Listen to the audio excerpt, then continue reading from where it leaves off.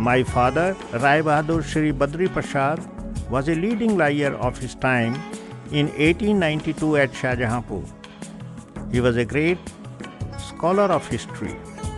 His work on ancient period of Indian history, Musrif ul Tarikh-e-Hind, and his research on Lord Krishna's lineage in Urdu, yet unpublished, are very valuable.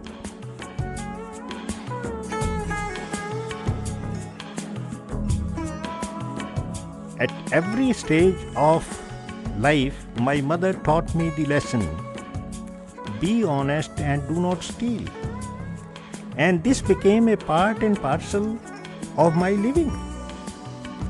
After the time a baby begins to speak or think, the suggestion of its parents and others affect the character that just begins to form, and the suggestions become part of the young one's life.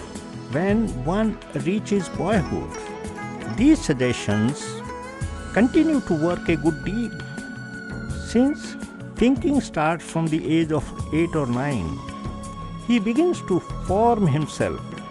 Further, he becomes like a coiled up rope, of which the coil remains undisturbed even if burnt.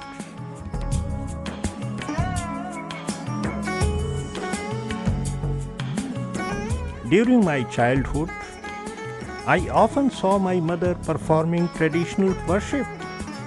I used to request her to teach me puja she was doing. She used to apply sandalwood paste on my forehead, and I felt happy in the thought that I have done puja that day. From the age of 9, I felt a kind of thirst for reality, and I remained confused and perplexed, like a man drowned in water. My priest could not quench my thirst.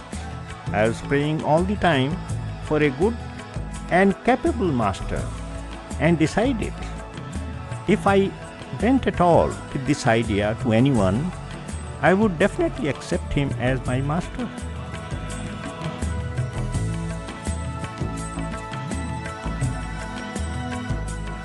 At the age of 14, I was able to recognize my clothes by smell,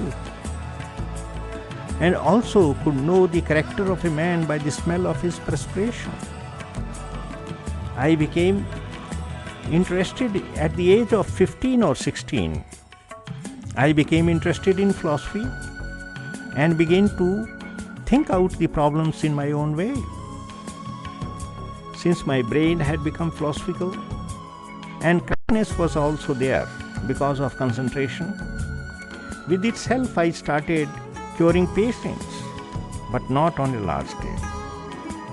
I was interested in philosophical matters and dynamics of the mind. This tendency helped me taking up research work in yoga in my present spiritual career. I had given the results of my research work in books, articles and letters.